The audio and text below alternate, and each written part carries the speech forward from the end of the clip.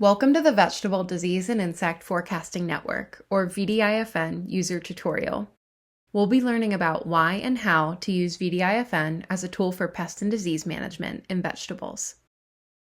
Managing pests and diseases can be a challenge, especially when their patterns of development and damage feel unpredictable.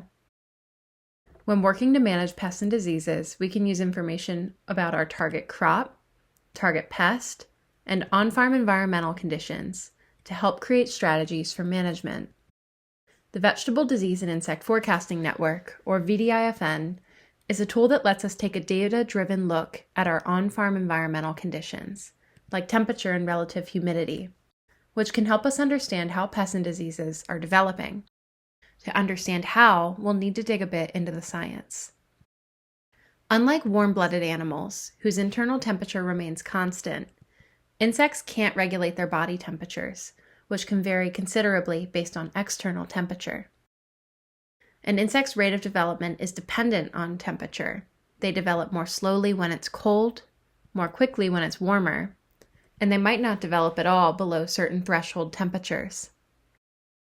Each different insect species will grow at a different rate and will respond differently to changes in temperature. Each species has a minimum temperature needed to grow, and a maximum temperature where they grow as quickly as possible. It's a similar story with pathogens, the microbes that cause disease on our crops. Different pathogens will have different growth rates and responses to environmental conditions. Their development can be affected by things like temperature, relative humidity, and leaf wetness. So what does this mean? If we understand the relationship between a specific insect and the temperature of its environment, we can use temperature data to estimate how far along that insect is, whether it's a larva or a beetle, whether it's laying eggs or eating your potato plants. A pest or disease model does just this. It's a mathematical tool that lets us use environmental data like temperature to estimate how far along an insect or pathogen is in its development. You can think of each model a bit like a recipe. For example, if you know how long it takes cookies to bake at a certain temperature, you can guess when they'll be done baking. Each pest or disease has its own unique recipe or model because each pest or disease has its unique requirements for developing. Historically, pest and disease models were calculated manually. VDIFN does all of the math for us, using built-in mathematical models. There are a few details about pest and disease models that you should know when using them. A pest model uses temperature data for each day to calculate how much heat energy a pest can use for growth and development. Some days might have more heat energy accumulated than others. This amount of energy is called degree days. A degree day is a unit, like cups or gallons. On cooler days, less degree days will accumulate. On warmer days, more will accumulate. We can use the amount of degree days that have accumulated over time to answer questions about our target pest. Think about it like this. Instead of asking, how many cups do we need to fill this bucket, we can ask, how many degree days need to accumulate before squash vine borers start laying their eggs on my squash? Degree days can be calculated in Fahrenheit or Celsius. VDIFN uses Fahrenheit degree days by default, which you'll see listed as FDD. Disease models do a similar thing, but instead of using degree days, disease models will use units like physiological days, disease severity values, or daily infection values. These still function in a similar way. They take environmental data and convert them into a single unit of measurement that we can use to track disease development. Like asking, how many cups do we need to fill this bucket, we can ask, how many P days need to accumulate before I plan to use a preventative fungicide for early blight on my tomatoes? Each pest model will have a unique minimum and maximum temperature, and will also use something called a biofix date. Think about a biofix date like starting a stopwatch. After the biofix date, degree days start to accumulate each day. Most models use January 1st as a biofix date, but some models use other mid-year dates or scouting events. For example, we can see here that the biofix date for cabbage looper is automatically set to May 15th, and the biofix date for the old Colorado potato beetle model should be set to the date that you first observe egg masses in the field. VDIFN runs these models automatically using gridded weather data that's downloaded daily from servers at NOAA. This data includes daily minimum temperatures, maximum temperatures, and relative humidity. VDIFN runs our model of choice, then displays our degree day accumulations, or disease severity values, on a map as color-coded risk scores. These are based on the estimated risk to crops in our chosen model.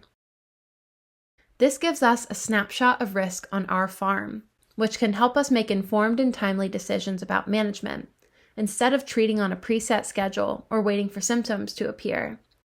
VDIFN can help give us pretty concrete answers to questions like, when is the highest risk for onion botrytis at my farm?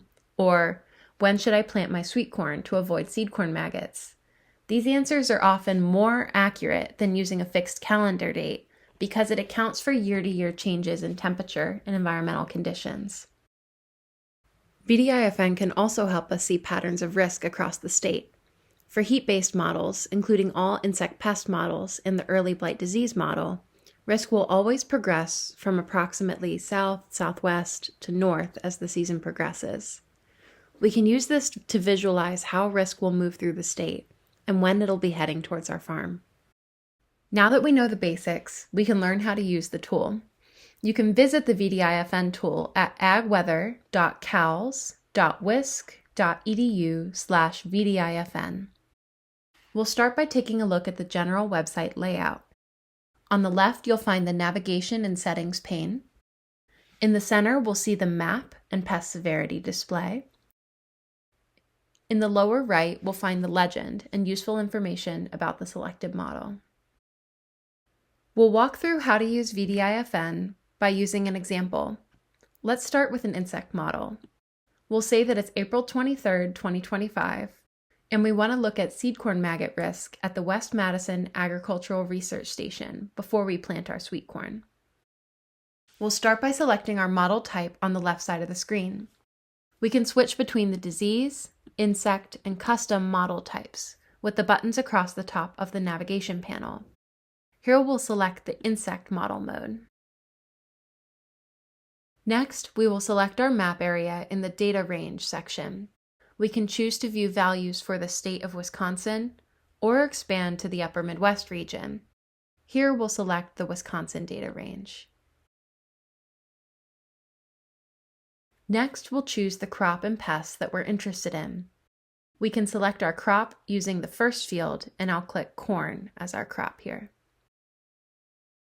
And then we can select our model in the second field, where I'll click the seed corn maggot model.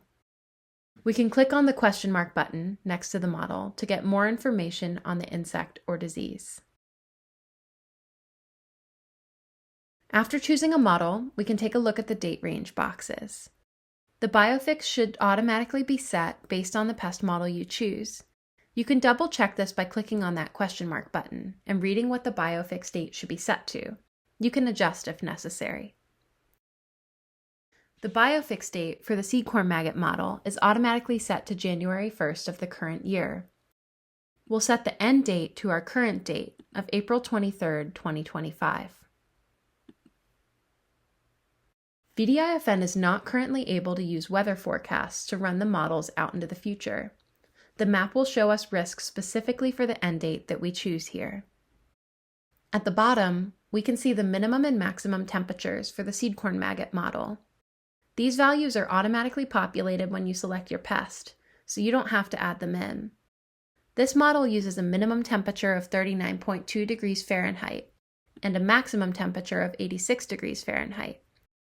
This is because seed corn maggots need a temperature of more than 39.2 degrees Fahrenheit to develop, and at temperatures hotter than 86 degrees Fahrenheit, their development stays at a maximum rate and doesn't accelerate. You can also change the color palette with the toggle button at the bottom left. Spectral uses a red to green color scheme, and Viridis uses a yellow to purple color scheme that's accessible for red-green color blindness. Now that we've chosen our model and entered our data, we can click Submit to run the model.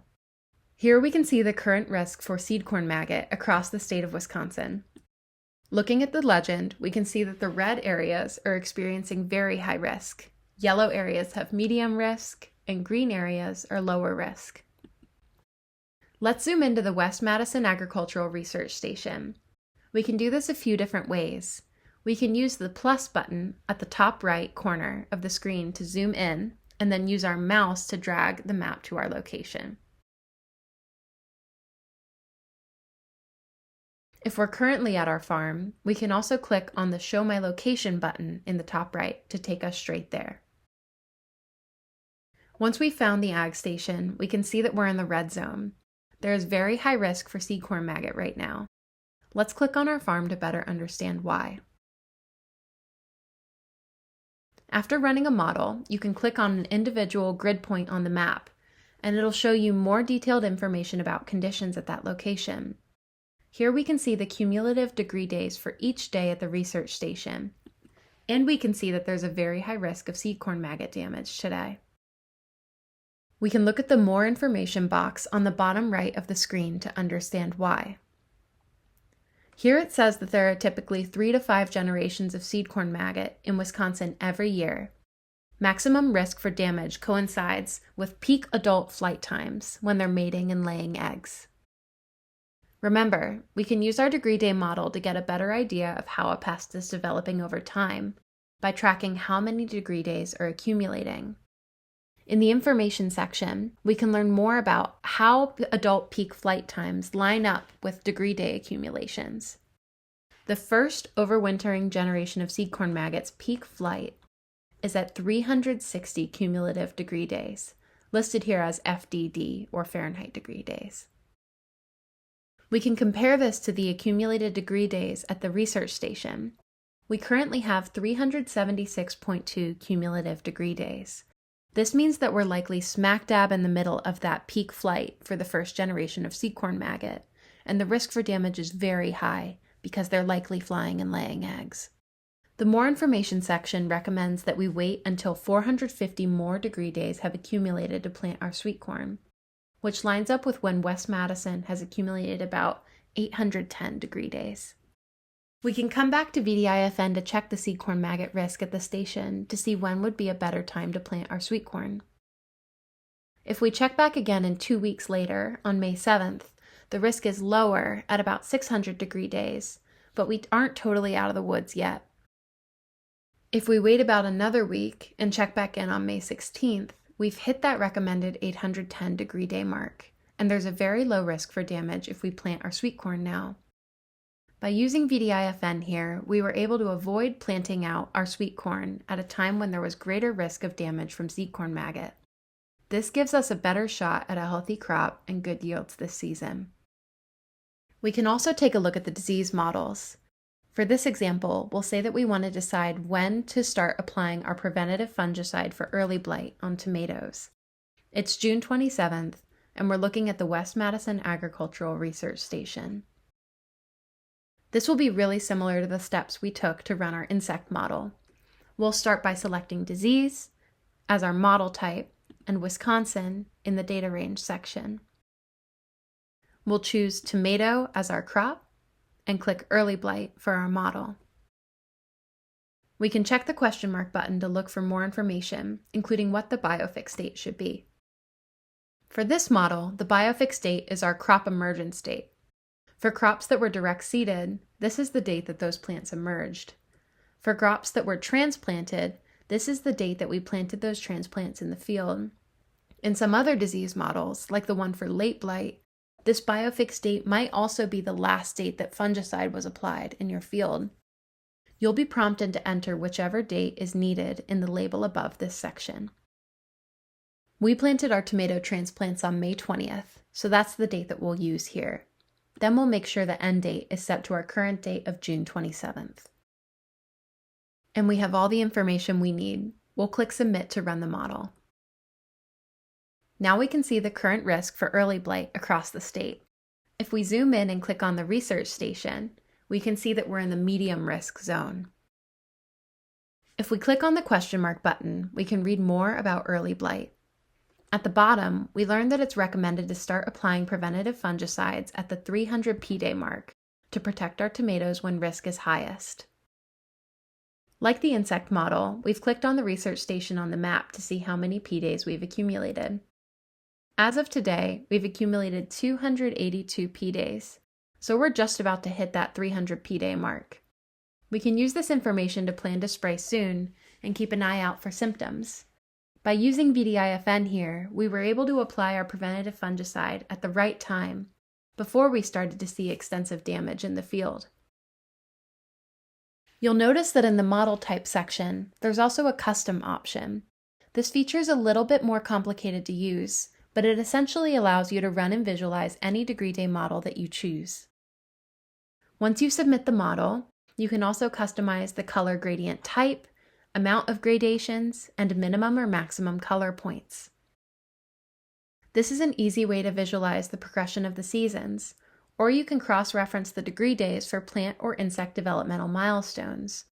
For example, there are some insect pests like squash bugs that don't currently have a model built into VDIFN, but they do have degree day recommendations for scouting and treatment that can be found online at the UW-Madison Vegetable Crop Entomology website. For more information on custom modeling, you can click on the question mark button next to model types. Now that you've learned how to navigate the Vegetable Disease and Insect Forecasting Network, you can use this tool to do things like time your planting around pests like seed corn maggot, or get the upper hand this season when managing a persistent disease. If you work with farmers, you can use VDIFN to share timely information about pest and disease risk in your area. This tool works together with and enhances our understanding of pests and diseases and good management practices throughout the season. This includes things like rotating away from susceptible crops, using resistant varieties, supporting natural enemies, removing crop debris and diseased plants, and scouting for pests and symptoms in the field. Taken together, these tools and strategies can help us better understand and manage pests and diseases. If you're looking for more information about how to manage a pest or disease, interested in research updates, or want to subscribe to the weekly Vegetable Crop Update newsletter, you can visit the University of Wisconsin-Madison Vegetable Pathology website at vegpath.plantpath.wisc.edu, run by Dr. Amanda Gevens, and the Vegetable Crop Entomology website at vegento.russell.wisc.edu, run by Dr. Russ Groves. For more resources on specialty crop production, you can visit the UW-Madison Extension Crops and Soils Specialty Crops homepage at cropsandsoils.extension.wisc.edu/fruit and vegetable production. You can also check out the video description for more pest management resources and tools. Thanks for watching. The Vegetable Disease and Insect Forecasting Network has been created and maintained through the collaborative efforts of Dr. Amanda Gevens, Dr. Russell Groves, and Ben Bradford. Their commitment to providing vegetable growers with timely, research-based recommendations and tools has advanced successful integrated pest and disease management across Wisconsin. Additions to the site have come from the contributions of programmers, research scientists, and students of the Gevens and Groves research programs since 2014. Funding of this tool has come from multiple sources, including the Wisconsin Potato Industry Association, Midwest Food Products Association, Wisconsin Specialty Crop Block Grant Program, and U.S. Department of Agriculture National Institute of Food and Agriculture Specialty Crop Research Initiative Program.